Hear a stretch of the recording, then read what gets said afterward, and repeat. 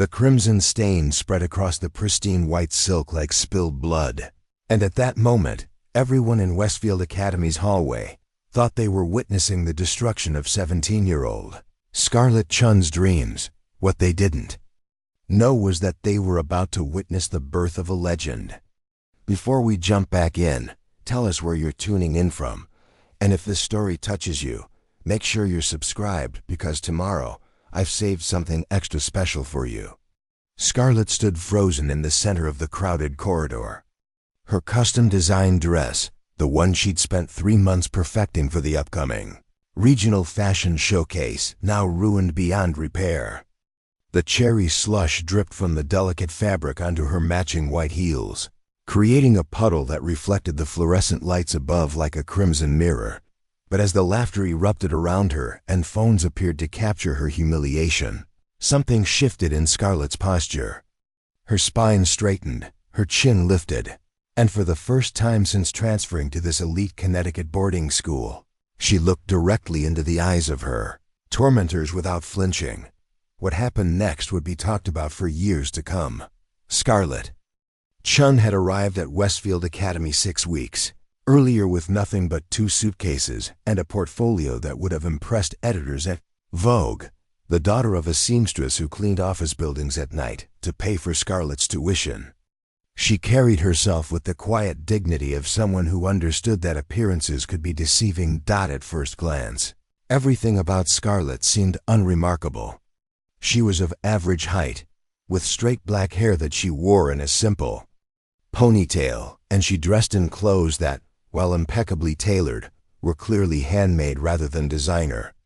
Her uniform blazer fit perfectly, but anyone with a trained eye could see that it had been altered from the standard issue, taken in at the waist, shortened at the sleeves, and reinforced at the shoulders with nearly invisible stitching.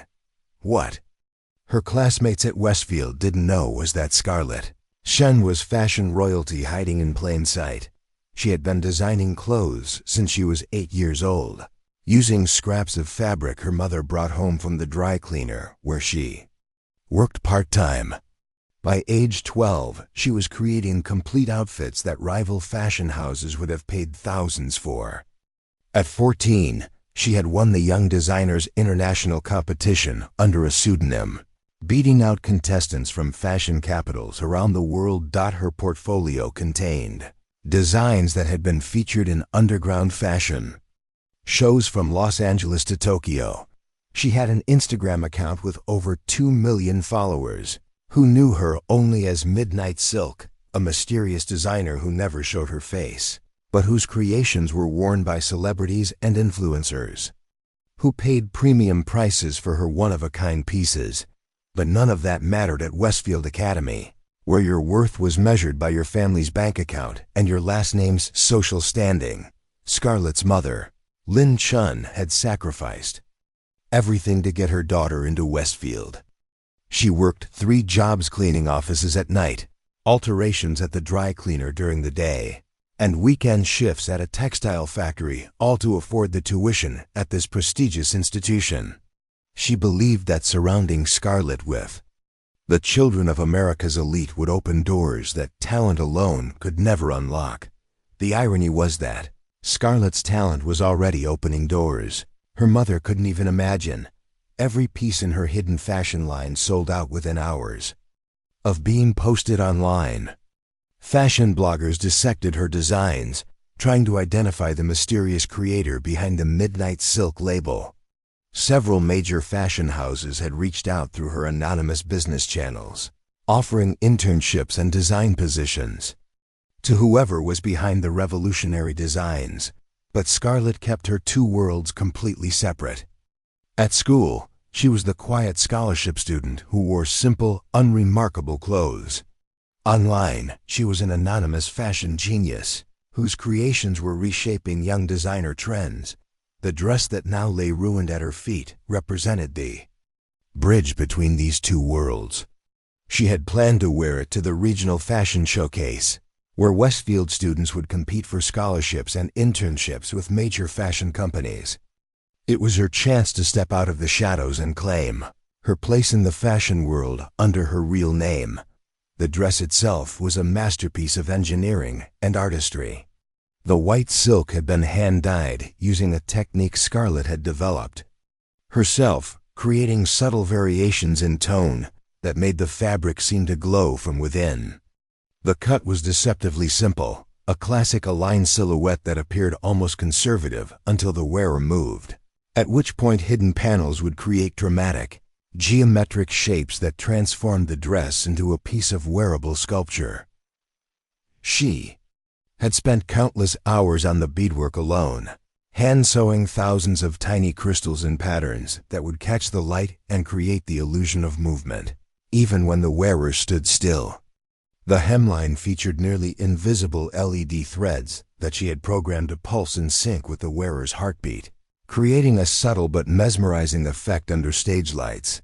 But the most remarkable feature was the way the dress had been constructed to tell a story. Each panel represented a different aspect of the immigrant experience, the struggles, the hopes, the gradual transformation from outsider to insider. When worn properly and showcased under the right lighting, the dress would reveal hidden patterns and messages that spoke to anyone who had ever felt like they didn't belong. It was more than a dress. It was Scarlett's autobiography written in silk and thread. The scholarship showcase was only 2 weeks away, and this dress was supposed to be her debut. Her plan was simple: wear the dress, demonstrate her design skills, and finally reveal that she was the creative force behind the midnight silk phenomenon. The revelation would establish her as a serious fashion talent and open doors to the best design schools in the country. But now, as cherry slush continued to drip from the stained silk, that plant lay in ruins, Scarlett's room in the dormitory was a study in contrast. Her roommate, a senator's daughter named Blair Hamilton, had covered her side of the room with designer handbags, expensive jewelry, and photographs of herself at various social events. Blair's closet overflowed with clothes that cost more than most people's cars, each piece worn once and then forgotten. Scarlett's side of the room appeared almost monastic in comparison. Her clothes were hung with military precision, each piece carefully maintained and obviously treasured. Her desk was covered with sketches, fabric samples, and sewing supplies that she kept organized in repurposed containers. What Blair didn't know was that hidden in Scarlett's closet, behind the modest selection of school-appropriate clothing, was a collection of garments that would make fashion editors weep with envy. Each piece was a prototype for the Midnight Silk line, worth thousands of dollars and representing hundreds of hours of meticulous craftsmanship. There was the jacket that appeared to be made of liquid mercury, its surface shifting and changing color as the wearer moved. The evening gown that looked like it was woven from starlight, with fiber optic threads that created the illusion of a night sky in motion. The cocktail dress that seemed to be alive, with smart fabrics that responded to the wearer's emotions by changing color and texture. But Scarlett kept these masterpieces hidden, wearing them only for her anonymous photo shoots and then carefully storing them away. At Westfield, she was just another scholarship student trying to blend in and avoid attracting attention. The attention found her anyway. Her first mistake was being too good at fashion design class. Professor Martinez, a former Ralph Lauren executive, who taught the Academy's prestigious fashion and textile arts program, had immediately recognized Scarlett's extraordinary talent. Her technical skills were beyond anything he'd seen in 30 years of teaching, and her creative vision was both innovative and commercially viable. When Scarlett submitted her first assignment, a simple sketch of a winter coat redesign, Professor Martinez had stared at it for several minutes in silence. The design was elegant and practical, but it also incorporated subtle details that showed a deep understanding of fashion history, textile science, and consumer psychology. It was the kind of work he would have expected from a senior designer at a major fashion house, not a 17-year-old student. Her second mistake was winning the mid-semester design competition without even trying. The assignment was to create a formal wear design suitable for a teenage client. While other students submitted predictable prom dress sketches and tuxedo variations, Scarlett had designed a transformative outfit that could shift from casual day wear to elegant evening wear with a few simple adjustments. The design was so innovative that Professor Martinez had asked her to present it to the entire class. As Scarlett explained the technical aspects of her creation, the hidden zippers, the convertible elements, the way the accessories could completely change the outfit's personality, her classmates had listened with a mixture of admiration and envy. But it was her third mistake that had sealed her fate: being too talented to hide. When the regional fashion showcase announced its annual competition, Professor Martinez had encouraged Scarlett to enter. The showcase was a prestigious event that attracted scouts from major fashion companies and representatives from the best design schools in the country. Winners received full scholarships to institutions like Parsons, Fit, and the Fashion Institute of Design. Scarlett had initially declined, claiming she wasn't ready for such a high-level competition. But Professor Martinez had persisted, explaining that her talent was too exceptional to waste. He had even offered to help her prepare, providing access to the school's professional-grade sewing equipment and connecting her with industry contacts who could provide mentorship.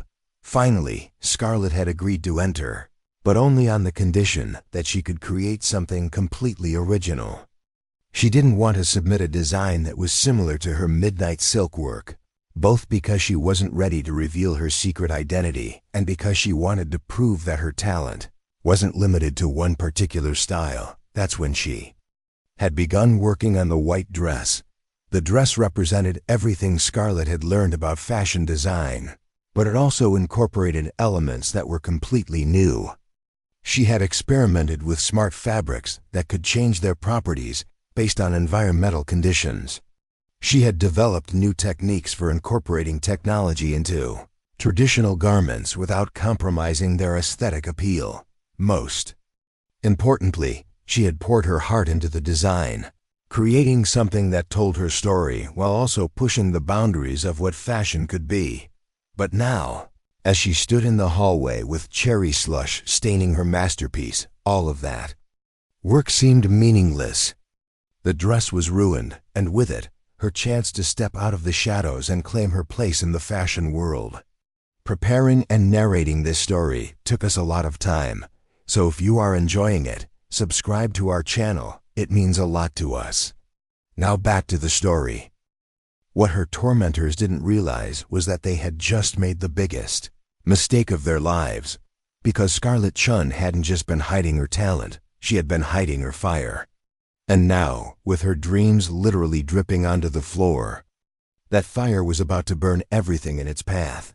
The hierarchy at Westfield Academy wasn't written in any official handbook, but it was more rigid than the caste systems of ancient civilizations. At the very top of this carefully constructed social pyramid sat three girls who had turned exclusivity into an art form and cruelty into a science. Victoria Sterling stood at the apex of this kingdom, her platinum blonde hair always perfectly styled in loose waves that caught the light like spun gold. The daughter of a media mogul who owned half the fashion magazines in North America, Victoria had been groomed from birth to understand that image was everything and power was the only currency that mattered. At 18, she already possessed the cold calculation of a Fortune 500 CEO and the ruthless charm of a politician. Victoria's father, Richard Sterling, didn't just own fashion magazines. He controlled the narrative of what was considered beautiful, trendy, and socially acceptable in American culture. His publications could make or break careers with a single editorial decision. Victoria had inherited not just his wealth, but his understanding of how to weaponize influence and perception. She wore her uniform with modifications that technically violated school policy but were never challenged. Her blazer was tailored to perfection, her skirt hemmed to the exact length that suggested rebellion without crossing into vulgarity, and her shoes were custom-made Italian leather that cost more than most families spent on groceries in a month. Every detail of her appearance was calculated to send a message. I am untouchable. And I know it. Victoria's power at Westfield wasn't just inherited. It was earned through years of strategic manipulation and carefully orchestrated social warfare. She had perfected the art of destroying reputations with a single Instagram post, of turning friend groups against each other with whispered secrets, and of making outcasts of anyone who dared to challenge her authority. Her closest lieutenant was Sloane Matthews, whose father owned a chain of luxury department stores that stretched from coast to coast.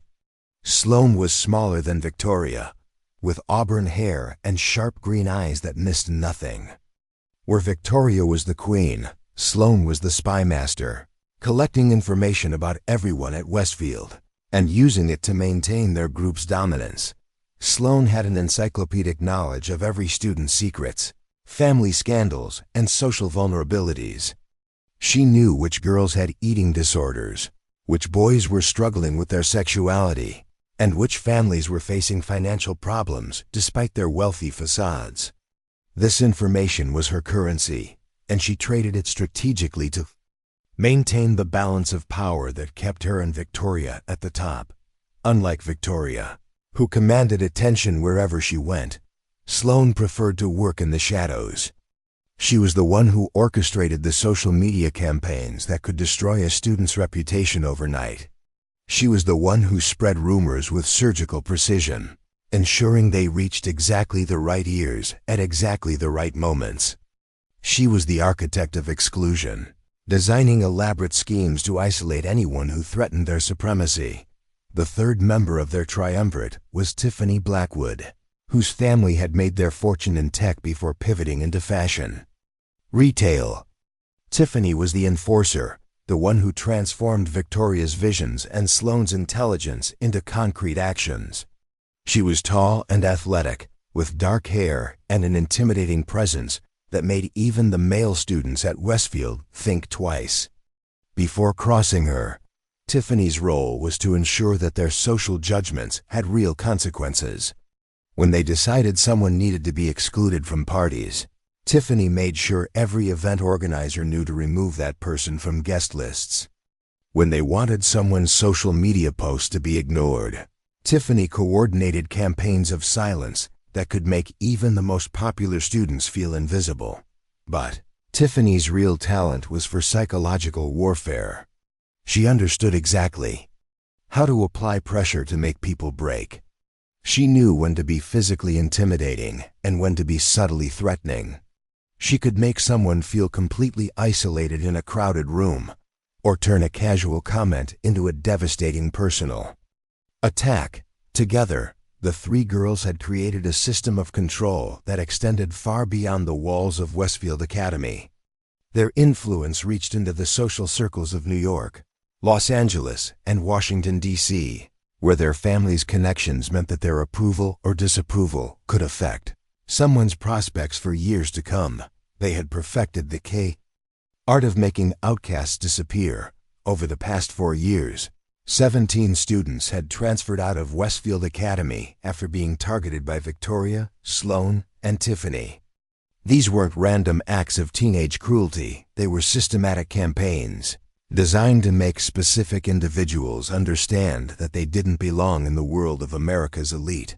The first to go had been Marcus Chen, a brilliant violinist, whose family had immigrated from South Korea. Marcus had made the mistake of outperforming Victoria's boyfriend in music theory class, earning a solo in the school's annual concert. Within a week, rumors began circulating that Marcus was cheating on his assignments. His sheet music was vandalized, his violin was accidentally damaged, and his practice sessions were disrupted by mysterious alarms that seemed to go off whenever he played. The campaign against Marcus was so subtle that teachers never suspected. Deliberate sabotage. It appeared to be a series of unfortunate coincidences combined with Marcus's own increasing anxiety and declining performance. When Marcus finally transferred to a public school in California, everyone agreed it was probably for the best. He had seemed so stressed and unhappy at Westfield. The second victim was Sarah Rodriguez, a scholarship student whose father worked as a groundskeeper at a country club. Sarah had been selected to represent Westfield at a prestigious academic competition, meeting out several students from more prominent families. Her crime was being too smart while lacking the proper social credentials. The attack on Sarah was more direct. Photos of her father working in his uniform were somehow obtained and shared anonymously on social media, along with detailed information about her family's financial situation. Her scholarship status was leaked, and suddenly every achievement she had earned was reframed as taking opportunities away from more deserving students. Sarah lasted 2 months before transferring to a school where she could blend in with other middle-class students. Her departure was explained as homesickness, but everyone understood the real reason she had left. The pattern continued for 4 years. Any student who threatened the established order, whether through superior talent, different background, or simple refusal to acknowledge the social hierarchy, found themselves the target of increasingly sophisticated campaigns of exclusion and humiliation. Victoria, Sloane, and Tiffany had turned bullying into a corporate enterprise, complete with market research, strategic planning, and measurable outcomes. They studied their targets carefully, identifying weaknesses and pressure points. They coordinated their attacks across multiple platforms, social media, academic settings, and social events. They even tracked their success rates, measuring how long it took to make someone transfer or completely withdraw from school activities. What made their system particularly effective was its appearance of legitimacy. They never directly confronted their targets or engaged in obvious forms of harassment. Instead, they created environments where their victims felt increasingly isolated and unwelcome. They made it seem like the school's social ecosystem was naturally rejecting these individuals rather than being manipulated by a coordinated campaign. Teachers and administrators were completely unaware of the sophisticated bullying network operating under their noses. The 3 girls were model students academically, came from respected families, and maintained perfect public personas. When problems arose with other students, it always appeared to be the result of social dynamics beyond anyone's control. The girls had even convinced themselves that they were performing a valuable service. In their minds, they were protecting the integrity of Westfield Academy by ensuring that only students who truly belonged in elite circles remained at the school. They saw themselves as guardians of social order, maintaining standards that kept their institution prestigious and exclusive. Their methods had evolved over the years, becoming more sophisticated and harder to detect. They used anonymous accounts to spread information, created fake personas to manipulate social media algorithms, and coordinated with students at other elite schools to extend their influence beyond Westfield's campus. By the time Scarlett Chun arrived at Westfield, Victoria, Sloane, and Tiffany had perfected their system into a machine that could destroy reputations and crush dreams with mechanical efficiency. The girls had been watching Scarlett from the moment she arrived. They recognized the signs immediately: scholarship student, working class family, immigrant background, and worst of all, genuine talent that could threaten their carefully maintained supremacy. Professor Martinez's obvious favoritism towards Scarlett had been particularly galling. The 3 girls had grown up expecting that their family names and social connections would guarantee them opportunities in the fashion world. The idea that some unknown girl from nowhere could waltz into their domain and immediately command respect from industry professionals was intolerable. They had initially planned to handle Scarlett the same way they had handled previous threats: subtle social pressure, strategic isolation, and psychological warfare, designed to make her understand that she didn't belong. But Scarlett had proven frustratingly resistant to their usual methods. She didn't seem to care about social media, so coordinated online campaigns had no effect. She didn't attend parties or social events, so exclusion tactics were meaningless. She didn't appear to have any friends to turn against her, and her family situation was already so modest that revealing it wouldn't cause additional shame. Most infuriatingly, her talent was undeniable. Even students who wanted to dismiss her as a charity case had to admit that her design work was exceptional. Professor Martinez's praise wasn't based on favoritism. It was based on the objective reality that Scarlett was more skilled than any student they had ever seen.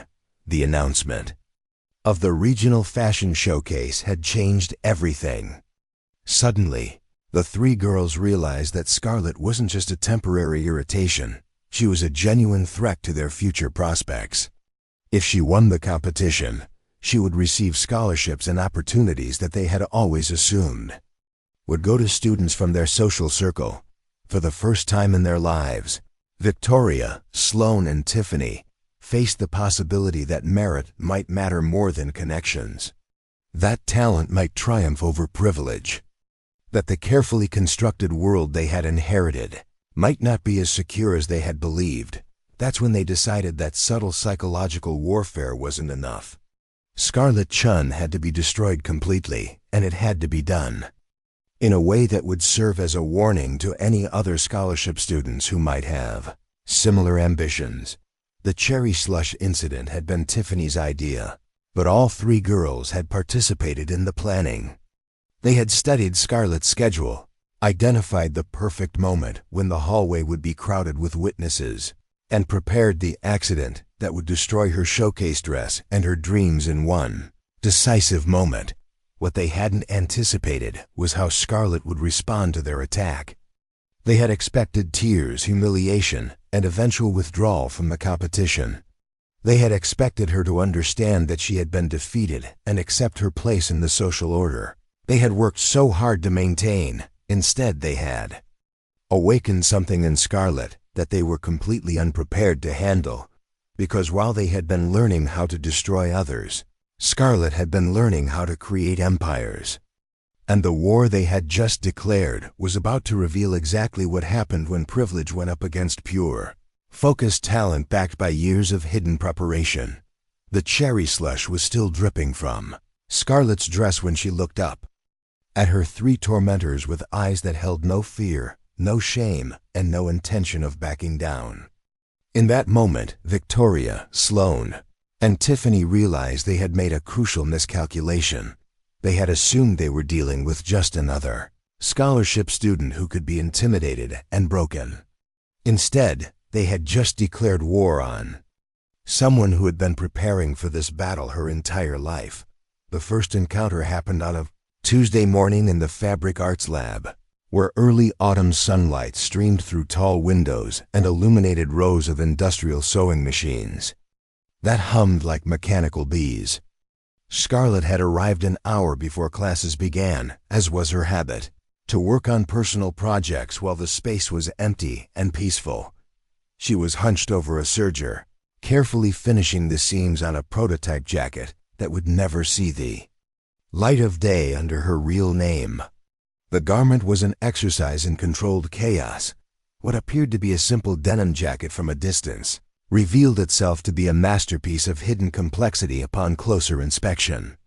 Scarlett had embedded flexible solar panels into the fabric so seamlessly that they looked like decorative stitching, creating a jacket that could charge a phone while maintaining the aesthetic of vintage Americana. The morning silence was broken by the sharp click of heels against polished concrete. Scarlett didn't look up immediately, assuming it was Professor Martinez arriving early to prepare for the day's lessons. But the footsteps were too light, too deliberately placed, and they were accompanied by the soft whisper of expensive fabric and the faint scent of designer perfume. Well, what do we have here? Victoria Sterling's voice carried the particular tone that wealthy girls used when they wanted to sound friendly, while making it clear that you were beneath their notice. It was a vocal signature that Scarlett had encountered at every school she'd attended, the sound of privilege announcing its presence. Scarlett finished the seam she was working on before looking up, her hands steady despite the sudden tension in the room. Victoria stood near the cutting table, flanked by Sloane and Tiffany. All three girls positioned with the casual confidence of people who had never questioned their right to be anywhere they wanted to be. "Good morning," Scarlett said quietly, returning her attention to her work. She had learned long ago that the best way to handle these encounters was to remain polite but disengaged, giving potential antagonists nothing to latch onto. "You're the new scholarship girl, right?" Sloane asked, stepping closer to examine Scarlett's workstation. Her green eyes cataloged every detail, the quality of the fabric Scarlett was using, the precision of her stitching, the professional grade. Tools that were clearly her own rather than school property. "I'm Scarlett Chen," Scarlett replied, still not looking up from her machine. She could feel the three girls positioning themselves around her workspace, creating a subtle circle that felt more like encroachment than casual conversation. "Scarlett," Victoria repeated, as if testing the name on her tongue. "That's exotic. Where are you from originally?" The question carried layers of implication that Scarlett recognized immediately. It wasn't really about geography, it was about establishing that she was an outsider, someone who didn't naturally belong in their world. But Scarlett had been fielding these coded inquiries since middle school. "California," she answered truthfully, though she knew it wasn't the answer Victoria was looking for. "No, I mean originally," Tiffany interjected, her voice carrying a hint of impatience.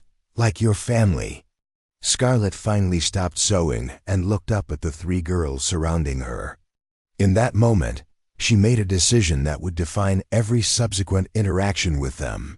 Instead of providing the detailed explanation they were fishing for, she smiled politely and said, "My family is from here now." It was a perfect response, technically accurate, completely unhelpful, and delivered with just enough sweetness to make it difficult to challenge without appearing overtly hostile. Scarlett could see the frustration flicker across Sloane's face as her initial intelligence-gathering probe was deflected. "That's such a beautiful jacket you're working on," Victoria said, changing tactics and leaning closer to examine Scarlett's project. "It looks so homemade. There's something really authentic about handcrafted pieces, don't you think?" The compliment was poisoned honey, designed to sound supportive while actually highlighting that Scarlett's work looked amateur compared to the designer pieces the three girls took for granted. But Victoria had made a crucial error. She had praised something that was actually extraordinary while intending to diminish it. "Thank you," Scarlett said simply. "I enjoy working with my hands." "I bet you do," Tiffany murmured, and there was something in her tone that made Scarlett's fingers pause on the fabric. "It's so important to have practical skills." The word practical was delivered with just enough emphasis to make it clear that it was meant as a contrast to creative or artistic. These girls were already establishing a hierarchy where Scarlett's abilities were categorized as blue-collar competence rather than artistic vision. "Your family must be so proud that you're here at Westfield," Sloane added, her voice dripping with fake warmth. "It must represent such a sacrifice for them." This was a more direct probe, designed to get Scarlett to reveal information about her family's financial situation. The question was framed as sympathy, but it was actually a request for ammunition that could be used against her later. Scarlett continued stitching, letting the question hang in the air for a moment before responding. "My mother believes in education," she said finally. "She thinks opportunity should be earned." Again, it was a response that revealed nothing while implying everything. Scarlett was learning to speak their language, the careful dance of implication and suggestion that allowed wealthy teenagers to communicate entire conversations beneath the surface of polite small talk. "That's such a refreshing perspective," Victoria said, though her smile had grown sharper. "So many people these days expect things to be handed to them. It's nice to meet someone who understands that hard work is important." The statement was a masterclass in passive aggression, simultaneously praising Scarlett's work ethic while implying that her presence at Westfield was the result of charity rather than merit. It was designed to make Scarlett feel grateful for being tolerated rather than confident in her achievements. But Scarlett had been preparing for this conversation her entire life, even if she hadn't known it. Every scholarship application, every financial aid form, every awkward interaction with classmates from wealthier families had taught her to navigate these waters. "I think everyone here has worked hard to earn their place," she said, looking directly at Victoria for the first time since the conversation began. "That's what makes Westfield such a special environment." It was a perfect deflection that managed to be both gracious and subtly challenging. By suggesting that all Westfield students had earned their positions, Scarlett was implying that merit, rather than connections, had brought her here, while also avoiding any direct criticism of her interrogators. The three girls exchanged glances, a brief, silent communication that Scarlett pretended not to notice. She could see them recalibrating their approach, recognizing that their usual tactics weren't working as expected. "Well, we should let you get back to your project," Victoria said finally, her pause before the word project making it clear that she didn't consider Scarlett's work worthy of more serious terminology. "We were just curious about the new addition to our little fashion family. If you ever need any advice about navigating Westfield's social scene," Sloane added with apparent generosity, "please don't hesitate to ask. We know how overwhelming it can be for someone from a different background." The offer was framed as kindness, but it was actually a subtle assertion of dominance. By positioning themselves as guides who could help Scarlett navigate their world, they were making it clear that this was their territory and she was a visitor who needed their permission to belong. "That's very kind of you," Scarlett replied, her tone matching theirs in apparent sincerity. "I'll keep that in mind." As the three girls finally moved away, their heels clicking against the concrete in synchronized retreat, Scarlett remained focused on her sewing machine. But her mind was racing, analyzing every word of the encounter and understanding exactly what had just occurred. She had been evaluated and found to be more complex than expected. Her responses had been too polished, too careful, and too resistant to their usual methods of establishing hierarchy. They had expected to find an easy target, a grateful scholarship student who would be intimidated by their wealth and eager to please them. Instead, they had encountered someone who spoke their language fluently enough to deflect their initial probes while maintaining perfect politeness. Scarlett had given them nothing they could use against her while making it clear that she wasn't going to be easily manipulated. But she also understood that this conversation was just the opening move in a much longer game. Over the following days, the encounters became more frequent and more pointed. Victoria, Sloane, and Tiffany seemed to appear wherever Scarlett was working, always with questions that seemed innocent but carried hidden barbs. They asked about her college plans, pretending to be helpful while actually probing whether she had the connections and resources to attend elite institutions. They inquired about her weekend activities, fishing for information about her social life and family obligations. They commented on her clothes, offering compliments that were actually assessments of her economic status. Each interaction was a small chess move, designed to gather intelligence while slowly establishing their superior position in the school's social hierarchy. They were particularly interested in her work in Professor Martinez's class, watching her presentations with sharp attention and asking seemingly supportive questions that were actually attempts to identify weaknesses in her knowledge or technique. Scarlett navigated these encounters with increasing skill, developing a repertoire of responses that revealed nothing while appearing cooperative. She learned to redirect questions, deflect personal inquiries, and maintain her privacy while seeming open and friendly, but she could feel the pressure building. Each conversation was a test, and while she was passing them, she could sense that her examiners were growing frustrated with their inability to categorize and control her. The breaking point came during a critique session in Professor Martinez's advanced design class.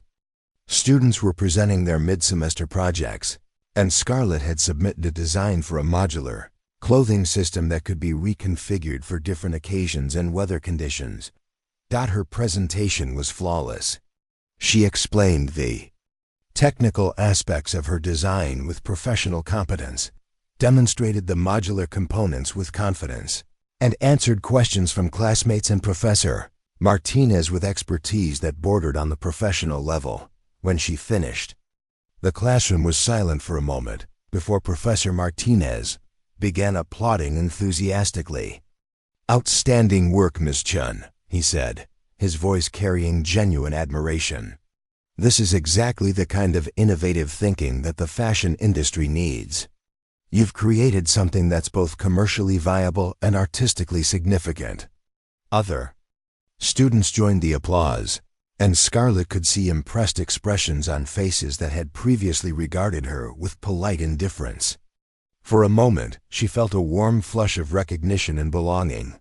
That's when Victoria raised her hand.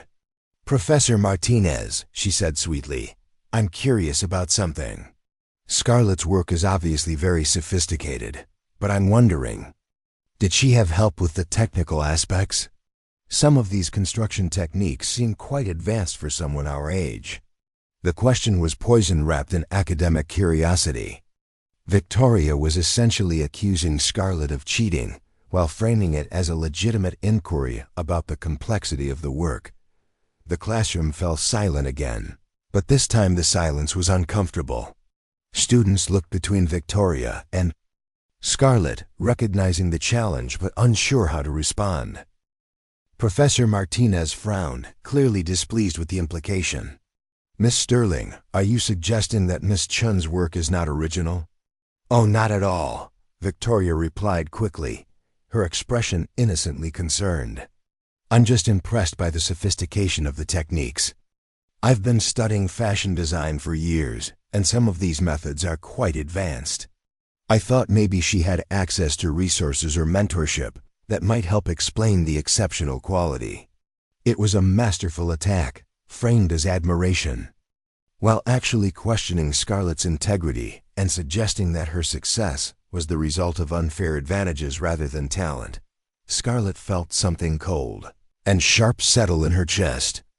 She recognized this moment as the point where polite competition became open warfare. Victoria had just publicly challenged her credibility in front of their professor and peers.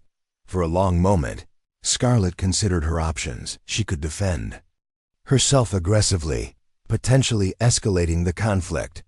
She could provide detailed explanations of her techniques, which might sound defensive. Or she could do something entirely different. "Thank you for the compliment," Scarlett said finally, her voice calm and steady. "I've been passionate about fashion design for most of my life. When you love something enough, you tend to learn everything you can about it." She paused, looking directly at Victoria with a small smile that didn't reach her eyes. "I'd be happy to show you some of these techniques sometime, if you're interested in learning them." The offer was perfectly innocent and perfectly devastating. By suggesting that she could teach Victoria techniques that Victoria couldn't master on her own, Scarlett had just claimed superior expertise while maintaining perfect politeness. Victoria's smile faltered for just a moment, but it was enough for everyone in the room to see that her challenge had been not just deflected, but turned back on her. Professor Martinez looked between the two girls, clearly sensing the undercurrents, but unsure how to address them. "Well," he said finally, "I think we can all benefit from learning from each other. That's what makes this such a dynamic classroom environment." As the class ended and students began filing out, Scarlett gathered her materials with deliberate calm. She could feel Victoria, Sloane, and Tiffany watching her, and she knew that something fundamental had shifted in their relationship. The polite evaluation period was over. The real war was about to begin. That evening, as Scarlett worked late in her dorm room on her showcase dress, she reflected on the day's events. She had maintained her composure and protected her reputation, but she understood that she had also painted a target on her back. Victoria, Sloane, and Tiffany had tested her defenses and found them stronger than expected. Now they would escalate their tactics, moving from subtle psychological pressure to more direct forms of attack. As she carefully stitched the LED threads into her dress's hemline, programming them to pulse in sync with the wearer's heartbeat. Scarlett allowed herself a small smile. They thought they were dealing with another scared scholarship student who could be intimidated into submission. They had no idea that they had just declared war on someone who had built an empire while maintaining perfect anonymity, someone who understood both the fashion industry and the art of strategic thinking far better than they realized. The dress she was creating wasn't just her entry into the regional fashion showcase. It was her declaration of independence. And when the time came to reveal what she was truly capable of, Victoria Sterling and her friends were going to learn exactly what happened when privilege went up against prepared genius. But first, they would try to destroy her. And Scarlett was ready for whatever they could dish out. The campaign against Scarlett Chen began with surgical precision on a Wednesday morning, executed with the kind of coordinated strategy that corporate executives would have admired.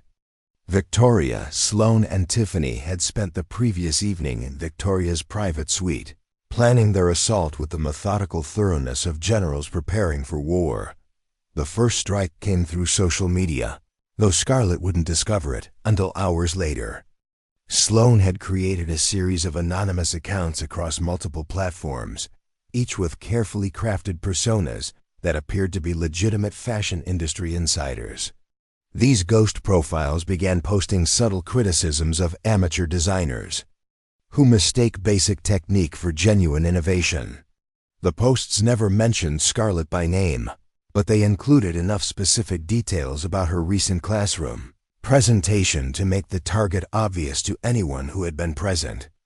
The anonymous critics questioned whether young designers who produced such sophisticated work were actually receiving uncredited assistance from professional mentors or family connections in the industry.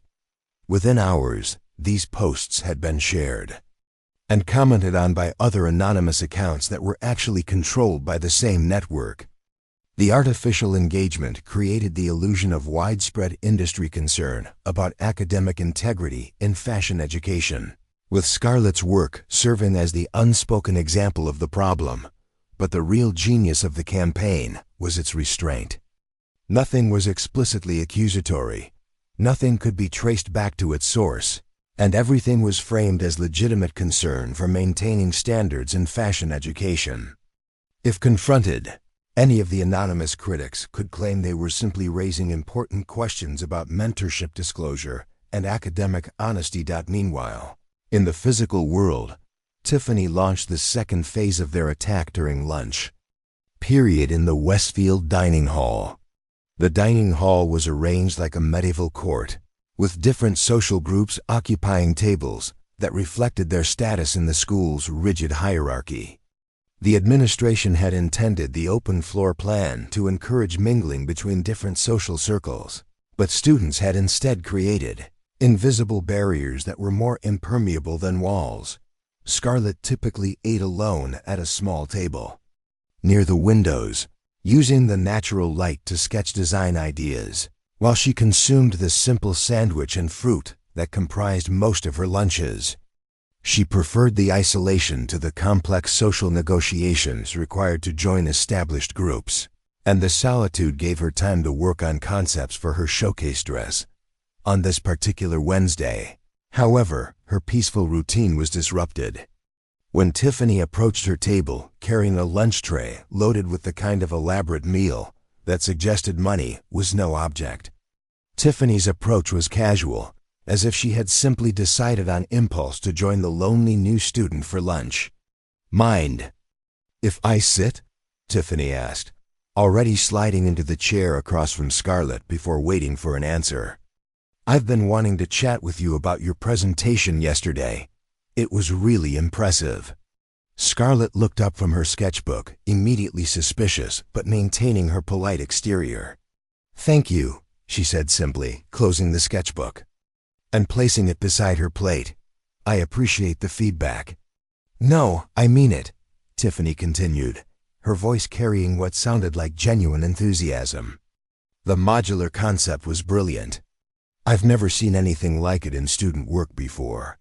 The compliment hung in the air, and Scarlett recognized it as bait. Tiffany was fishing for information, trying to get Scarlett to reveal details about her design process or inspiration that could later be used against her. Fashion has always interested me, Scarlett replied carefully. I like solving problems through design. That's exactly what I mean, Tiffany said, leaning forward with apparent fascination. The problem-solving aspect of your work seems so advanced. Have you had formal training outside of school? There it was, the trap disguised as curiosity. Tiffany was trying to get Scarlett to admit to having advantages that other students lacked, information that could later be twisted to suggest unfair competition or academic dishonesty. I'm self-taught, Scarlett said truthfully. I've learned, mostly through trial and error. That's incredible, Tiffany responded, though her eyes had sharpened slightly. Your technique suggests so much experience. You must have had access to really high-quality materials and equipment to develop those skills. Again, Tiffany was probing for information about Scarlett's resources and background. The questions were framed as admiration, but they were actually intelligence gathering designed to identify vulnerabilities or inconsistencies in Scarlett's story. I work with whatever I can find, Scarlett replied. Creativity is more important than expensive tools. It was another deflection, but Scarlett could see that Tiffany was growing frustrated with her inability to extract useful information. The interrogation continued for several more minutes, with Tiffany asking increasingly pointed questions about Scarlett's family background, financial situation, and design education.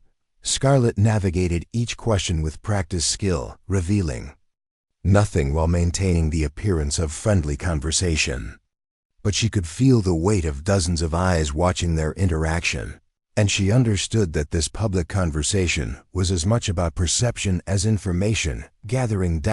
By sitting with Scarlett and engaging in what appeared to be friendly interest, Tiffany was actually marking her territory. Other students would interpret the interaction as evidence that Scarlett was under evaluation by the school's social elite, which would make them less likely to form independent relationships with her. When Tiffany finally left, taking her barely touched lunch with her, Scarlett remained at her table but didn't reopen her sketchbook. She had recognized the encounter for what it was, reconnaissance disguised as socialization. The real attack was still coming. The third phase began that afternoon in Professor Martinez's fashion history class, where students were studying the evolution of American design from the 1920s through the present day. The class was discussing the influence of immigrant designers on American fashion when Sloane raised her hand with what appeared to be an innocent question. Professor Martinez, she said, her voice carrying scholarly curiosity. I've been reading about cultural appropriation in fashion design. How do we distinguish between inspiration drawn from someone's heritage and actual originality in their work? The question seemed academic, but Scarlett immediately understood its true purpose. Sloane was laying groundwork for future attacks on Scarlett's designs by suggesting that her work might be derivative of cultural traditions rather than truly innovative. Professor Martinez, unaware of the subtext, launched into a detailed discussion of the difference between cultural appropriation and cultural appreciation in design. He talked about the importance of understanding the historical context of traditional techniques and the ethical considerations involved in adapting cultural elements for contemporary fashion. Throughout the discussion, Sloane asked follow-up questions that seemed thoughtful but were actually designed to establish a framework for questioning the originality of any designer who drew inspiration from their cultural background. The conversation never mentioned Scarlett directly, but anyone listening would understand the implications for a designer of Chinese heritage who incorporated traditional techniques into contemporary work. Scarlett listened to the discussion with growing unease, recognizing that Sloane was constructing a sophisticated argument that could later be used to diminish her achievements. By establishing cultural appropriation as a legitimate concern in academic discussion, Sloane was creating a weapon that could be deployed whenever Scarlett's work displayed any connection to her heritage. The most insidious aspect of this attack was its intellectual legitimacy. Cultural appropriation was a real concern in fashion design, and the questions Sloane was raising were academically valid.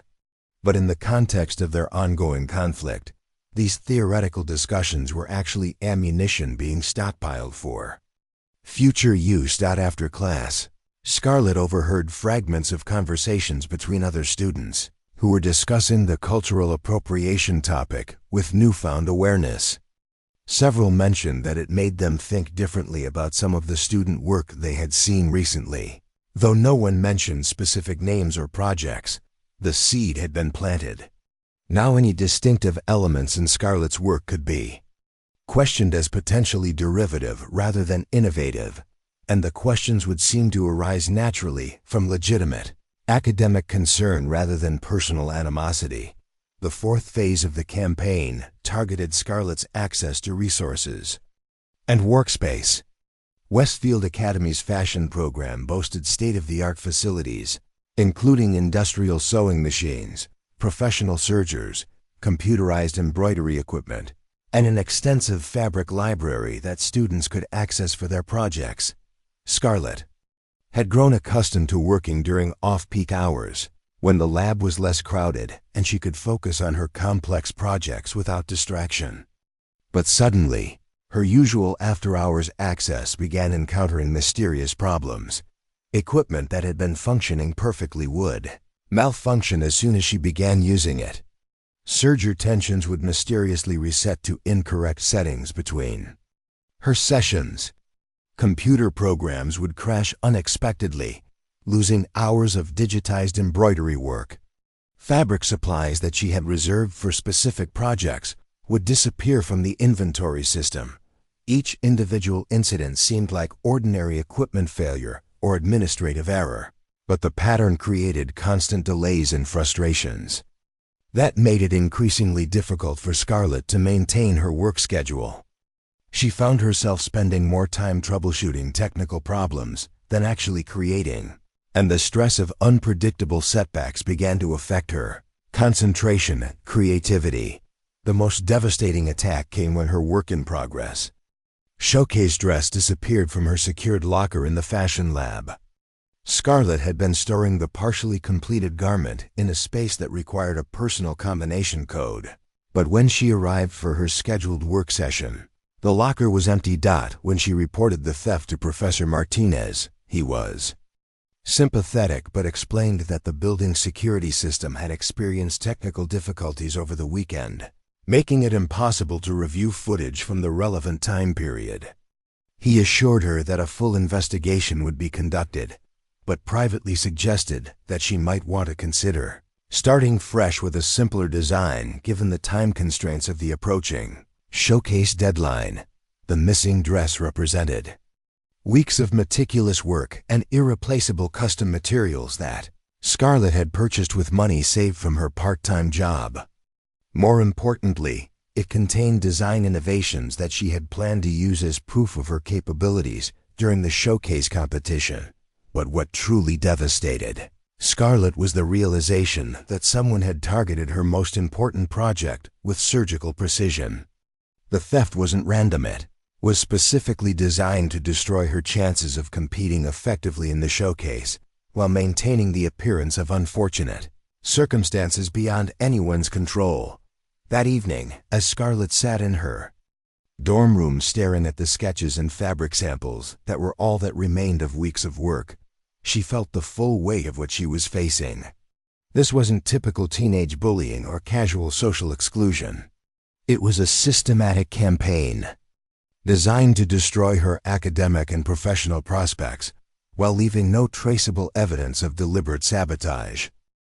The psychological pressure was intensifying as well. Anonymous notes began appearing in her mailbox and slipped under her door, containing printed articles about the competitive nature of the fashion industry and the harsh reality that most aspiring designers failed to achieve their dreams. The articles were highlighted in strategic places, emphasizing statistics about the low success rates for designers from non-traditional backgrounds. Scarlett's Instagram account, which she used under her real name for school-related activities, began receiving anonymous messages, questioning her design originality and suggesting that she was receiving unfair advantages due to her scholarship status. The messages were carefully worded to avoid explicit accusations, but they created a steady drumbeat of doubt about her legitimacy as a designer. Even her academic performance began to suffer as the constant stress and time lost to equipment failures affected her ability to complete assignments on schedule. Professor Martinez noticed the decline and expressed concern about her ability to handle the pressure of advanced coursework, which only added to her growing sense of isolation and self-doubt. Most painful aspect of the campaign was watching other students gradually distance themselves from her. As rumors and questions circulated through the school's social networks, classmates who had previously been friendly became politely distant. Study groups that had welcomed her participation suddenly became invitation-only affairs that somehow never included her. Scarlett found herself eating lunch alone again, but now the isolation felt different. Instead of peaceful solitude, it felt like quarantine, as if she had been marked as someone whose association could be socially dangerous for other students. Late at night, lying in her dorm room bed while her roommate Blair slept peacefully nearby, Scarlett would stare at the ceiling and feel the weight of everything she had lost. Her showcase dress was gone, her reputation was under constant attack, her access to resources was compromised, and her social standing had been systematically destroyed. But what Victoria, Sloane, and Tiffany didn't understand was that they had just made the biggest mistake of their lives. Because while they had been learning how to tear down other people's dreams, Scarlett had been building something far more powerful than they could imagine. The girl they thought they were destroying was actually the anonymous fashion genius behind Midnight Silk, whose designs had been featured in underground shows around the world and whose work was coveted by celebrities who paid premium prices for her one-of-a-kind creations. They had stolen her showcase dress, but they had no idea that she had been preparing for exactly this kind of challenge her entire life. And the war they thought they were winning was about to reveal just how dangerous it could be to corner someone who possessed not just talent, but the kind of focused determination that could reshape entire industries. The systematic breakdown they had orchestrated was about to become the catalyst for their own destruction. Because Scarlett Chun was done playing defense, and when she finally revealed what she was truly capable of, the entire power structure at Westfield Academy would never be the same. The confrontation that would change everything began on a frigid November morning when frost covered the Westfield Academy grounds like crystallized tears.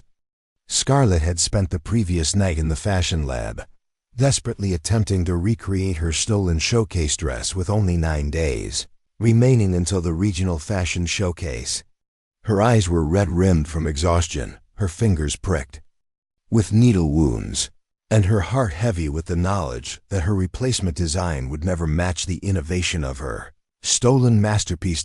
She emerged from the lab at sunrise, carrying a garment bag containing her new creation, a dress that was beautiful but conventional, lacking the technological innovations and artistic complexity that had made her original design revolutionary.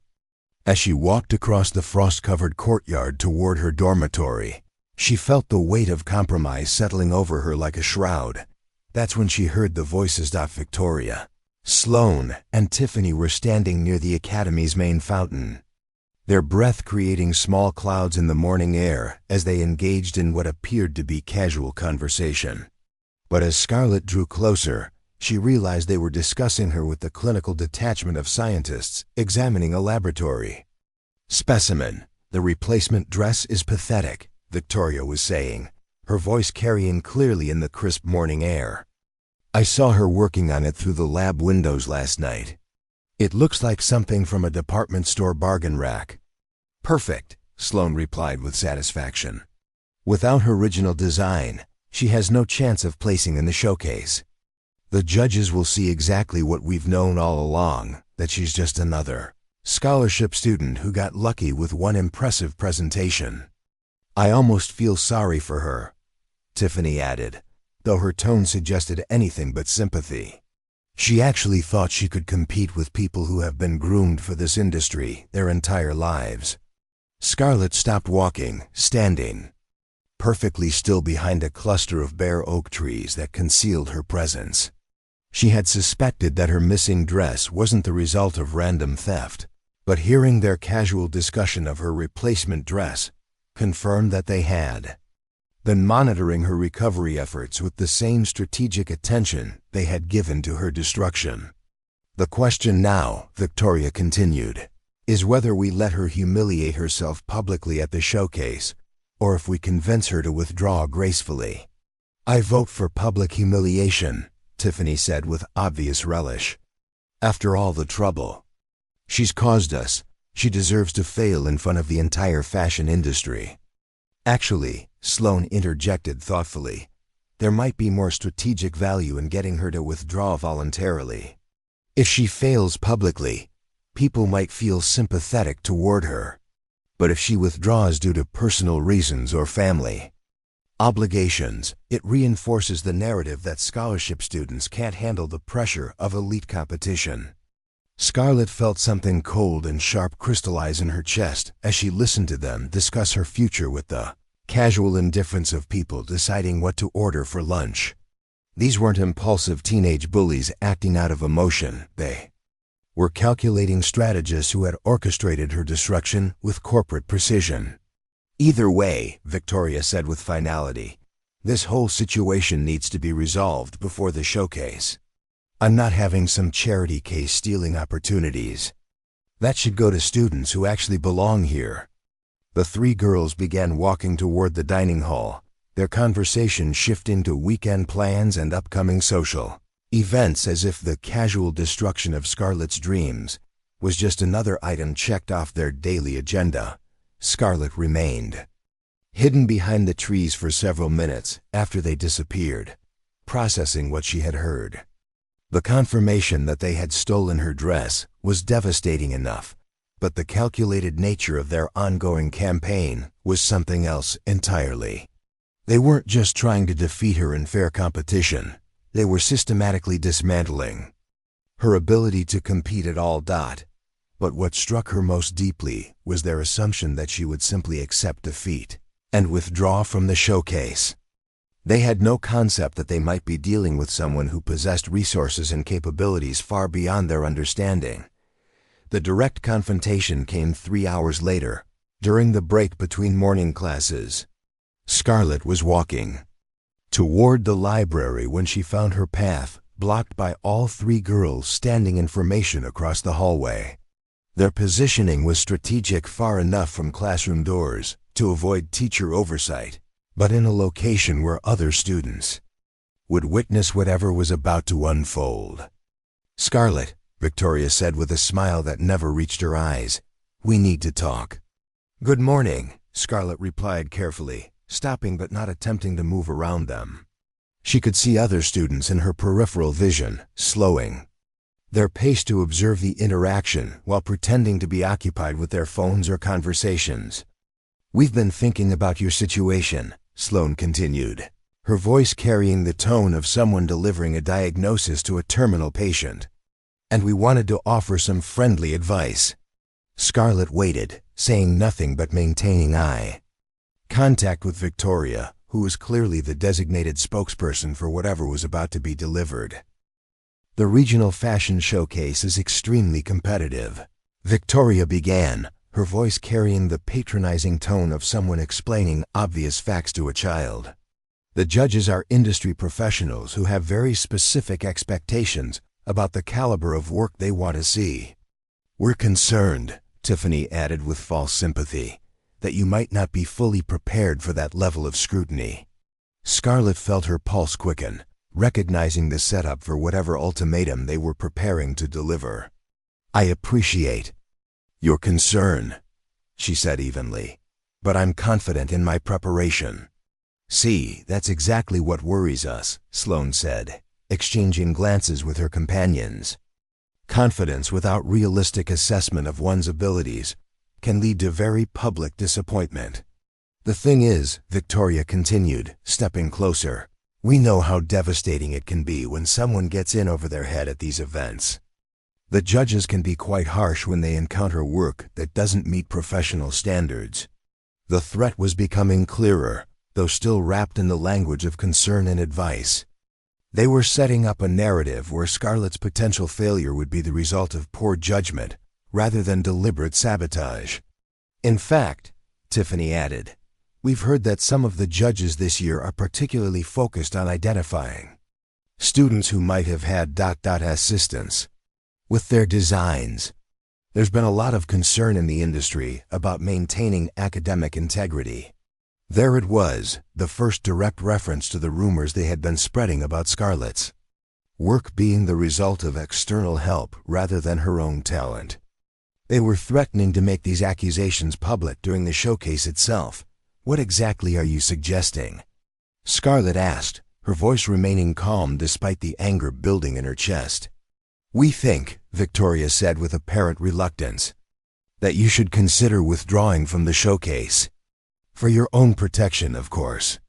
The ultimatum hung in the air like a blade suspended over Scarlett's head. They weren't just trying to intimidate her. They were demanding complete capitulation, requiring her to voluntarily eliminate herself from competition. Think about it logically, Sloane continued, warming to the theme. You're already starting from a disadvantaged position. Your replacement dress, while adequate, certainly doesn't have the innovation that made your original design noteworthy. The casual reference to her replacement dress was designed to let Scarlett know that they were aware of every detail of her situation, including her desperate, all-night efforts to create something salvageable from the wreckage of their sabotage. And given the questions that have been raised about your design process, Tiffany added with false regret, the judges might be predisposed to examine your work with extra scrutiny. That kind of attention can be very uncomfortable when you're not used to defending your creative choices under pressure. Scarlett realized that they were offering her a choice between two forms of destruction: withdraw voluntarily and accept defeat with some dignity intact, or compete and face public accusations of academic dishonesty that would destroy her reputation permanently. Of course, Victoria said with a magnanimous gesture, if you did decide to withdraw, we would make sure that everyone understood it was due to personal circumstances rather than any inadequacy. On your part, we wouldn't want anyone to think poorly of you. The offer was poisoned by charity, requiring Scarlett to accept their version of events in exchange for avoiding public humiliation. They were essentially demanding that she not only surrender but also validate their right to determine who belonged in elite fashion circles. We're really trying to help you here, Sloane added with apparent sincerity. Sometimes the kindest thing friends can do is help someone avoid making a mistake that could affect their entire future. The word friends was particularly galling, suggesting that their systematic campaign of destruction had actually been an act of benevolence designed to protect Scarlett from her own poor judgment. Scarlett looked at each of them in turn, noting the confidence in their expressions and the certainty in their postures. They genuinely believed that they had cornered her completely, that she had no choice but to accept whatever terms they were willing to offer. I need some time to think about this, Scarlett said finally, her voice betraying none of the fury burning in her chest. Of course, Victoria replied graciously, as if she were granting a reasonable request rather than allowing time for Scarlett to process an ultimatum. But don't take too long. The showcase is next week, and if you're going to withdraw, it should be done soon to avoid any awkwardness. As the three girls walked away, their heels clicking against the polished floor in synchronized triumph, Scarlett remained standing in the hallway. Other students passed by, some offering sympathetic glances but none willing to acknowledge what they had just witnessed. Scarlett understood that this moment represented a crossroads that would define the rest of her life. She could accept their ultimatum, withdraw from the showcase, and spend the remainder of her time at Westfield as a cautionary tale about scholarship students who couldn't handle elite competition. Or she could reject their demands and face whatever consequences they were prepared to unleash. But there was a third option that Victoria, Sloane, and Tiffany had never considered. That afternoon, Scarlett made a decision that would change everything.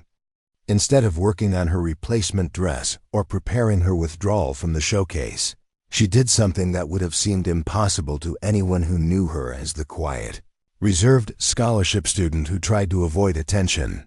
She opened her laptop and logged into the Midnight Silk social media accounts for the first time since arriving at Westfield Academy. For months, she had maintained complete separation between her anonymous fashion empire and her academic life, understanding that revealing her true identity could complicate her goals of earning respect through traditional channels. But Victoria, Sloane, and Tiffany had made it clear that traditional channels would never be available to someone like her. Her followers had been asking for months when they would see Midnight Silk reveal her identity and step into the mainstream fashion world. Fashion bloggers had speculated endlessly about the mysterious designer whose work was reshaping underground fashion trends. Several major fashion houses had made standing offers to hire the creative genius behind the revolutionary designs that were selling for thousands of dollars to celebrities and influencers around the world. Scarlett had always planned to make her reveal at the perfect moment, when she had established herself sufficiently in academic and professional circles to bridge her two worlds seamlessly. But Victoria, Sloane, and Tiffany had forced her hand by making it clear that no amount of talent or achievement would ever be enough to earn their acceptance through conventional means. As she scrolled through months of messages from followers, industry professionals, and potential collaborators, Scarlett felt something shift inside her. The quiet, careful girl who had tried to earn her place through humility and hard work was disappearing, replaced by someone who understood that sometimes the only way to win was to change the rules of the game entirely. She began typing a message that would transform not just her own future, but the entire landscape of the regional fashion showcase. To my incredible Midnight Silk family, the time has come for me to step out of the shadows and reveal who I really am.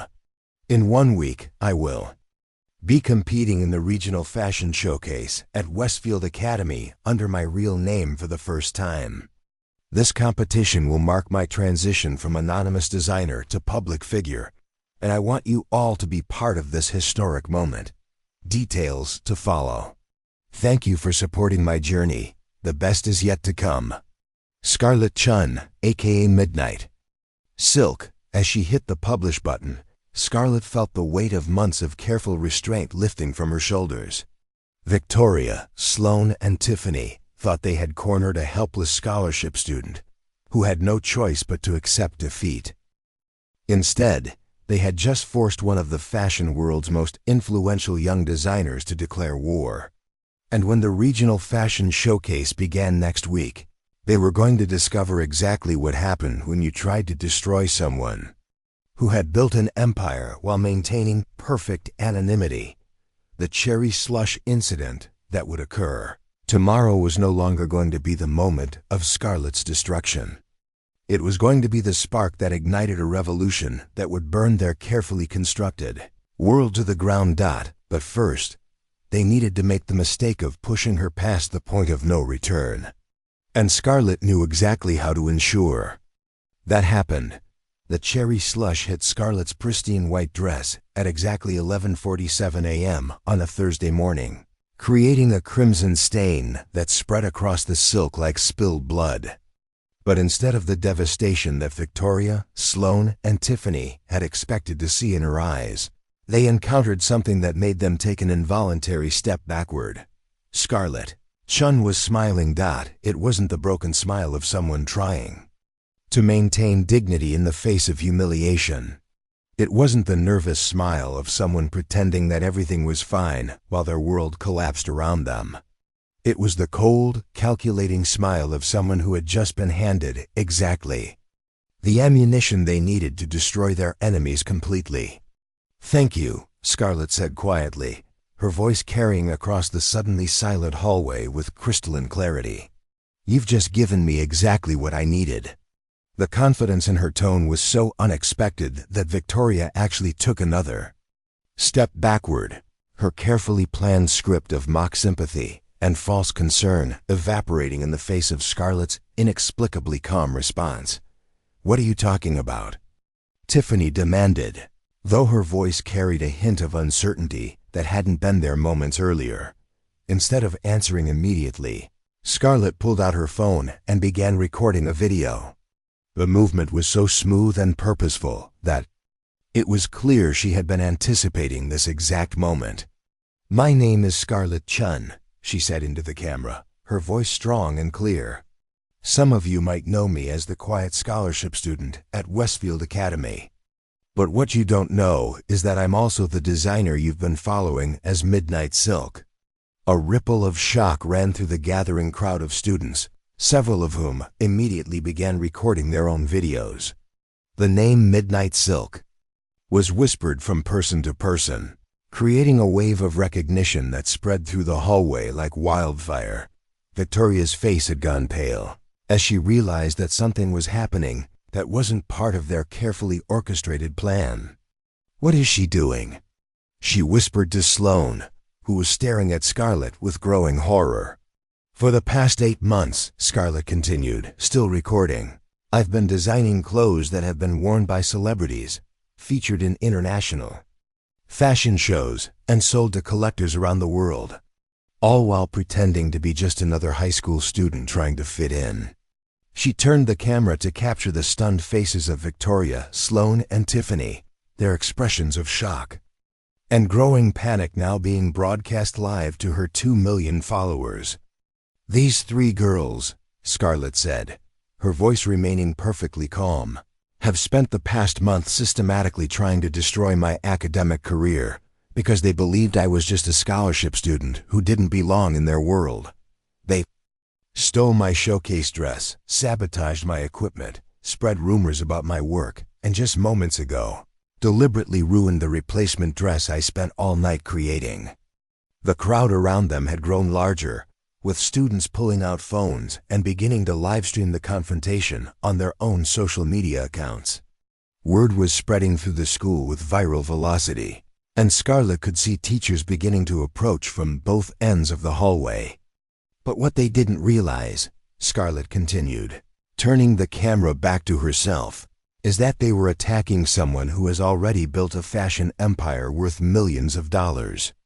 Someone who has been featured in Vogue, Harper's Bazaar, and Elle without anyone knowing her real identity." She held up her phone to show the screen, where notifications were flooding in as her Midnight Silk followers reacted to her revelation in real time.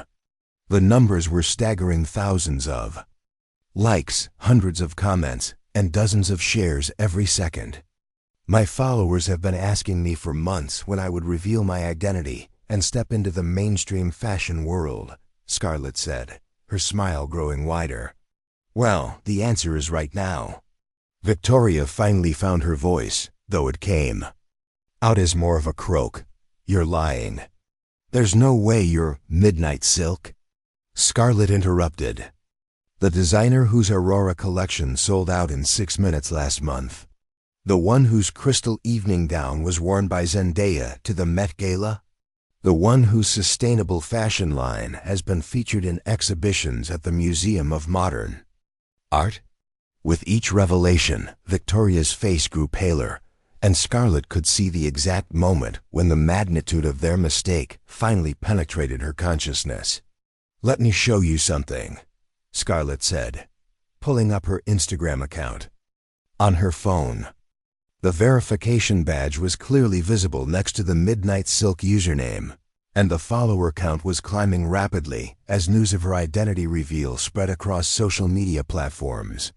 2.3 million followers, Scarlett announced. And every single one of them is about to learn exactly what happens when privileged bullies try to destroy someone they think is beneath them.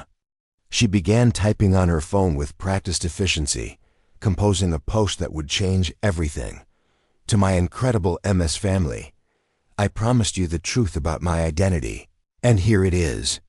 I'm currently a student at Westfield Academy, where I've been systematically bullied and sabotaged by students who believe that my scholarship status made me unworthy of competing in the fashion world.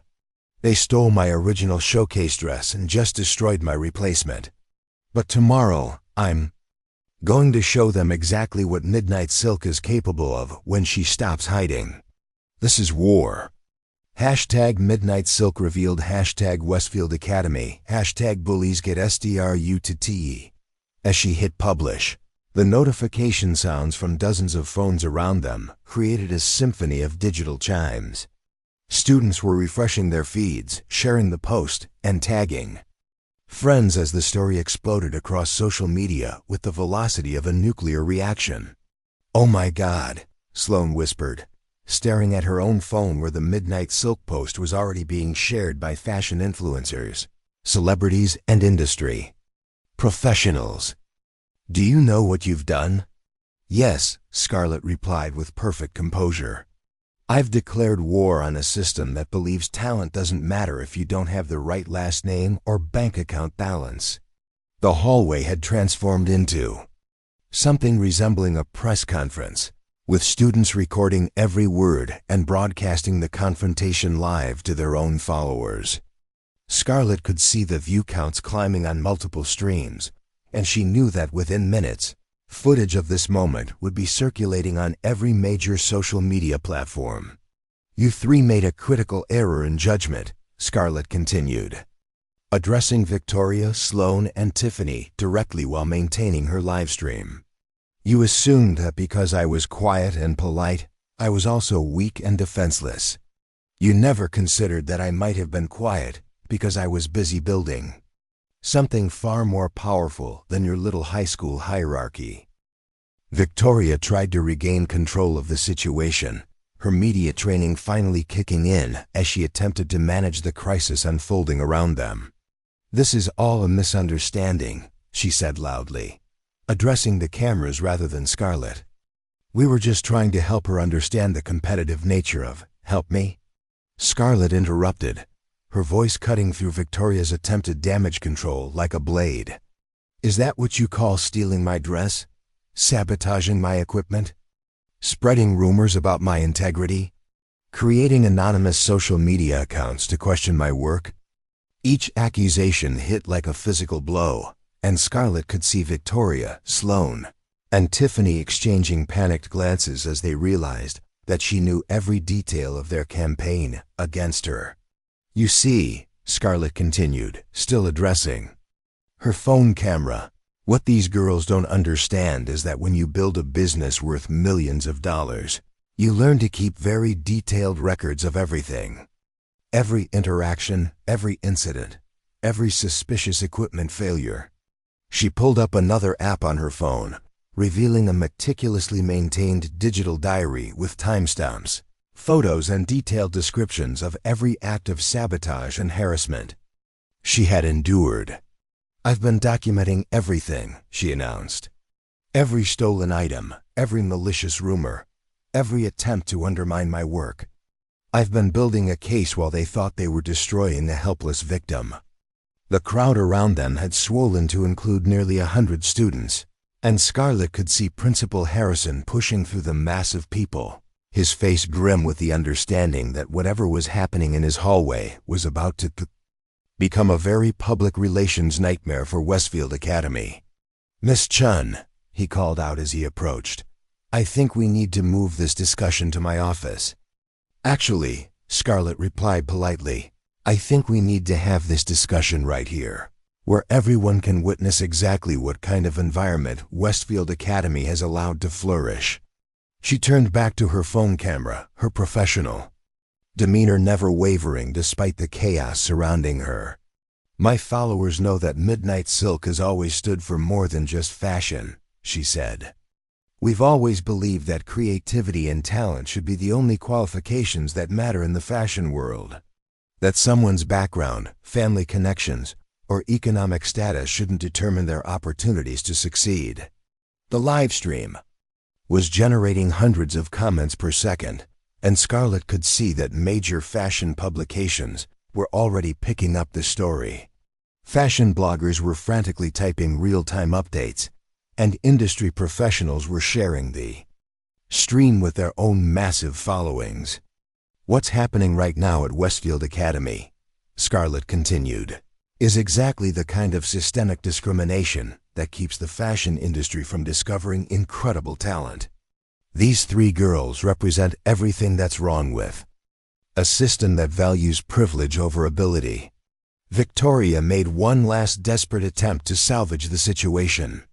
"You can't prove any of those accusations," she said, though her voice lacked conviction. "You're just upset because you couldn't handle the competition." Scarlett's smile grew even colder. "Can't prove it?" she repeated. "Tiffany, would you like to explain how you knew that I was working on a replacement dress last night? You mentioned it specifically during your conversation by the fountain this morning." Tiffany's face went white as she realized that Scarlett had overheard their private discussion, where they had revealed their knowledge of details that only the perpetrators of the theft could have known. Or perhaps Sloane would like to explain how the anonymous social media accounts questioning my work were created using IP addresses that trace back to devices registered to your family's business. Scarlett continued, "I may be 17, but I've been running a multi-million-dollar business for 2 years. Do you really think I don't know how to track digital harassment?" The revelation that she had been conducting a counter-investigation while enduring their attack sent another wave of shock through the crowd. Students were recording every word, and Scarlett could see the story trending on multiple platforms as journalists and fashion industry professionals began sharing and commenting on the live stream. "The really tragic thing," Scarlett said, addressing the camera one final time, "is that they could have simply competed with me fairly. They could have let their own talent speak for itself. Instead, they chose to try to destroy someone they saw as a threat, never realizing that they were actually just revealing their own fundamental lack of ability." She ended the live stream and looked directly at Victoria, Sloane, and Tiffany, who were standing frozen in the wreckage of their carefully constructed social empire. "The regional fashion showcase is in 6 days, Scarlett announced. "I'll be there, wearing a dress that will remind everyone why midnight silk has revolutionized underground fashion. And you three are going to learn exactly what happens when you try to destroy someone who was built for war." As Principal Harrison finally reached them and began demanding explanations from all parties, Scarlett calmly gathered her belongings and walked toward the exit. The crowd parted before her like water, students staring at her with mixtures of awe, fear, and newfound respect. Behind her, she could hear Victoria, Sloane, and Tiffany trying to explain to Principal Harrison why they were being accused of systematic harassment and theft, their voices rising in panic as they realized that their actions were now under public scrutiny from millions of witnesses. But Scarlett was no longer listening. She had work to do. 6 days to create a dress that would not only win the regional fashion showcase, but would also serve as the definitive statement about what happened when talent met opportunity, without interference from those who believed that success should be inherited rather than earned. The quiet scholarship student, who had tried to earn her place through humility and hard work, was gone forever. In her place stood Midnight Silk, ready to show the fashion world exactly what she was capable of when she stopped hiding her true power. The war was officially declared, and Scarlett Chun intended to win it in the most spectacular way possible. The aftermath of Scarlett's revelation hit Westfield Academy like a digital tsunami. Within 3 hours of her live stream, the hashtag Midnight Silk revealed was trending globally, with over 50 million views across all platforms. Fashion Week photographers were calling the school's main office requesting interviews. CNN, BBC, and major fashion publications were reaching out for exclusive stories about the high school fashion prodigy who built a secret empire. By evening, Westfield Academy's administration was in full crisis management mode. The school's board of trustees had convened an emergency meeting after receiving calls from parents whose children attended the academy, demanding to know how such systematic bullying had been allowed to flourish under their prestigious institution's roof. Victoria Sterling found herself sitting in Principal Harrison's office alongside her parents, watching security footage that captured fragments of the months-long harassment campaign. Her father, Richard Sterling, the media mogul who had always protected his daughter from consequences, sat in stunned silence as evidence mounted of deliberate theft, academic sabotage, and coordinated psychological warfare. "This is a disaster," he muttered, scrolling through social media coverage that was destroying his family's carefully cultivated public image. "Our magazines will be boycotted. Our advertisers are already pulling out. Do you have any idea what you've done?" But Victoria was staring at something else entirely, her own social media accounts, where follower counts were plummeting by the thousands. Fashion influencers who had once courted her approval were now posting about the importance of supporting authentic talent over inherited privilege. Her carefully curated image as a fashion insider was crumbling in real time. Sloane Matthews faced similar devastation. Her family's department store chain was being flooded with messages from customers, demanding they cut ties with the family after footage of the harassment campaign went viral. The businesses that had once been eager to associate with the Matthews name were now distancing themselves as quickly as possible. Tiffany Blackwood discovered that her college application to Parsons School of Design had been reconsidered after admissions officers saw the viral videos of her participation in the harassment campaign. The dean had personally called to explain that the school could not admit students whose actions contradicted their institutional values of creativity, diversity, and inclusion. Meanwhile, Scarlett worked through the night in her dorm room, not on homework or damage control, but on creating the most spectacular fashion statement the regional fashion showcase had ever seen. The dress taking shape under her skilled hands was unlike anything she had ever attempted before. She had abandoned the subtle elegance that characterized most of her previous work, instead creating something that was pure artistic warfare, a garment designed to dominate every other piece in the competition and leave no doubt about her capabilities. Base was constructed from a revolutionary smart fabric that she had been developing in secret for months. The material appeared to be simple black silk from a distance, but incorporated thousands of microscopic fiber optic threads that could display patterns, colors, and even moving images across the dress's surface. The technology was years ahead of anything currently available in mainstream fashion, representing innovations that major tech companies were still trying to perfect.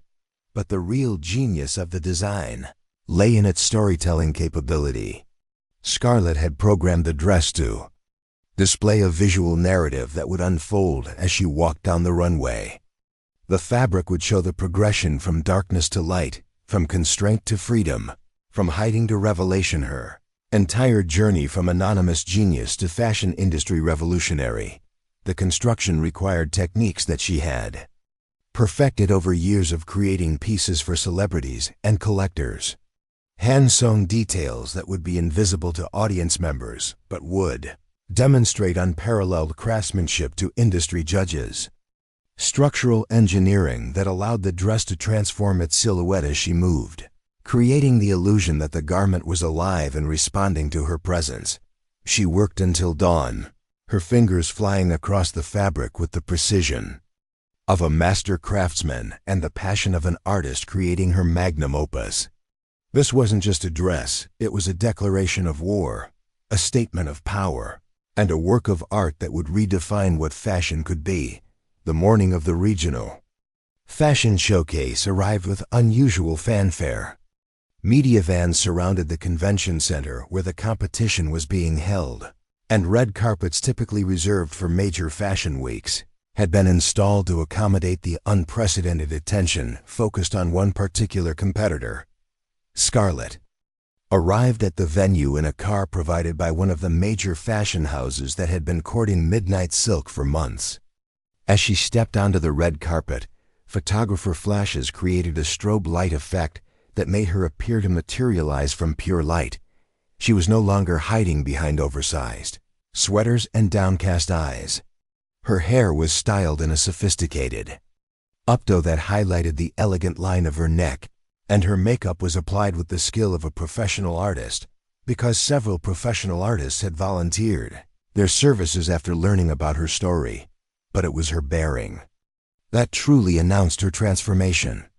She moved with the confidence of someone who had spent years walking runways in secret, someone who understood that fashion was theater and she was about to deliver the performance of a lifetime. Inside the venue, the atmosphere was electric with anticipation. Industry professionals who normally attended these regional competitions as routine obligation were now present as front-row spectators, eager to witness firsthand the talent that had been creating underground fashion sensations for years. Victoria, Sloane, and Tiffany were present as scheduled competitors, though their usual entourage of admirers and followers was notably absent. They sat together in a corner of the backstage area, their designs looking suddenly pedestrian compared to the buzz surrounding Scarlett's anticipated presentation. The irony wasn't lost on anyone present that these three girls, who had spent months trying to prevent Scarlett from competing, were now participating in an event that had become a global showcase for the talent they had tried to destroy. When Scarlett's turn came, the venue fell into absolute silence. The audience, which included fashion editors, design school scouts, industry executives, and millions watching via livestream, collectively held its breath as she stepped onto the runway. What happened next would be discussed in fashion schools and boardrooms for decades to come. The dress began its transformation as soon as she started walking. The seemingly simple black silhouette erupted into cascading patterns of light that rippled across the fabric like liquid starlight. Colors flowed and morphed, creating abstract art in motion that told the story of hidden potential being unleashed. As she reached the runway's center, the dress displayed a breathtaking sequence showing the evolution of fashion, designed from ancient textiles to modern innovations, all culminating in the revolutionary piece she was wearing. The audience gasped audibly as they realized they were witnessing not just a fashion show, but a technological and artistic breakthrough. But the true masterstroke came during her final pose. The dress's display shifted to show social media messages of support from around the world, testimonials from young designers who had been inspired by her story, messages from industry professionals acknowledging her talent, and statements from fans who had been following Midnight Silk's journey without knowing the person behind the designs. The effect was devastating. The dress became a canvas displaying the global fashion community's recognition of Scarlett's talent and their rejection of the privilege-based gatekeeping that had tried to silence her. The applause began slowly, with one judge standing and clapping with deliberate emphasis, then another. Within seconds, the entire venue was on its feet, delivering a standing ovation that lasted for nearly 5 minutes. When the scores were announced, Scarlett's victory wasn't just decisive, it was historic. She had achieved the highest scores in the competition's 30-year history, with several judges giving her perfect marks across all categories. But more importantly, her performance had attracted offers from every major fashion house in attendance. Design schools were offering full scholarships, fashion weeks were extending invitations, and venture capitalists were proposing funding for her technology innovations. As she stood on the stage accepting her award, Scarlett looked out at the audience and spotted Victoria, Sloane, and Tiffany sitting in the back of the venue. Their designs had placed in the bottom tier of competitors, their presentations overshadowed by the talent they had tried to suppress. But Scarlett felt no satisfaction in their defeat. Instead, she felt something more powerful than knowledge. That she had transcended their attempts to limit her and had emerged stronger than they had ever been. During her acceptance speech, Scarlett addressed the broader implications of her journey. "This competition was never really about designing clothes," she said, her voice carrying clearly through the venue's sound system. "It was about proving that talent deserves recognition regardless of someone's background, family connections, or economic status." She paused, looking directly at the section where Westfield Academy students were seated. "The fashion industry has the power to elevate and celebrate creativity wherever it comes from. When we allow artificial barriers to suppress talent, we all lose out on innovations that could change the world." The speech was shared across social media platforms, generating millions of views and sparking industry-wide conversations about diversity, inclusion, and merit-based recognition in fashion.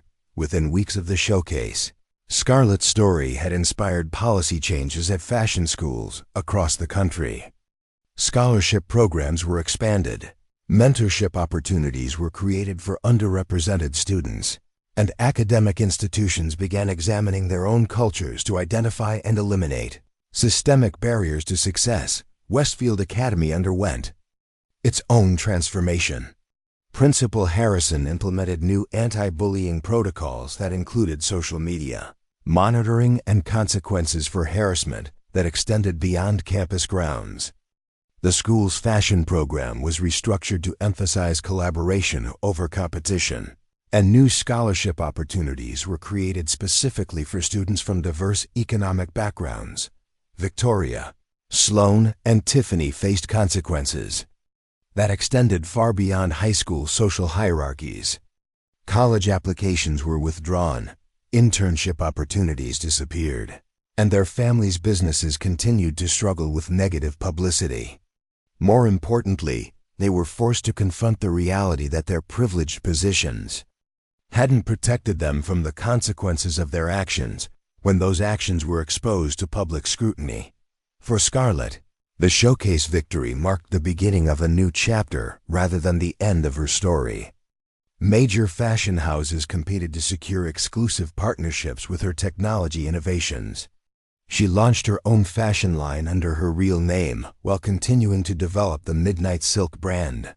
Design schools offered her teaching positions, despite her age, recognizing that her experience and perspective could benefit countless future designers. But perhaps most significantly, she used her platform to create opportunities for other young designers who faced similar barriers. The Midnight Silk Foundation provided scholarships, mentorship, and resources for aspiring fashion designers from underrepresented communities, ensuring that talent would be recognized and celebrated regardless of its origins. 6 months after the showcase, Scarlett returned to Westfield Academy as a guest speaker during the school's annual Career Development Week. The girl who had once hidden in oversized sweaters now commanded the auditorium stage with the confidence of someone who had conquered an industry and transformed it in the process. In the audience, she spotted some familiar faces, students who had witnessed her transformation and had been inspired to pursue their own creative dreams with renewed determination. She also noticed some empty seats where Victoria, Sloan, and Tiffany would have been sitting had they not transferred to different schools in an attempt to rebuild their reputations. During her presentation, Scarlett shared the most important lesson she had learned from her experience. Your worth is not determined by other people's attempts to diminish you. Sometimes the greatest gift you can receive is someone underestimating your capabilities, because it gives you the element of surprise when you prove them wrong. As she concluded her speech and walked off the stage to thunderous applause, Scarlett reflected on the journey that had brought her to this moment. The quiet scholarship student who had tried to earn acceptance through humility and hard work was gone, replaced by someone who understood that true power came from embracing your authentic self and refusing to be limited by other people's expectations. Bullies who had tried to stain her dress and destroy her dreams had unknowingly created the catalyst for their own destruction and her ultimate triumph. In trying to force her to withdraw from competition, they had instead forced her to step fully into her power and claim her rightful place in the fashion world. And as Scarlett Chun walked out of Westfield Academy for the final time, no longer as a student but as a visiting industry professional, she carried with her the knowledge that sometimes the most beautiful transformations come from refusing to let anyone else define the limits of what you can achieve. The girl who had been stained by cherry slush had emerged as a fashion revolutionary who would inspire generations of designers to come. And that transformation was worth far more than any dress they could have ever destroyed. Up next, you've got 2 more standout stories right on your screen. If this one hits the mark, you won't want to pass these up. Just click and check them out. And don't forget to subscribe and turn on the notification bell so you don't miss any upload from us.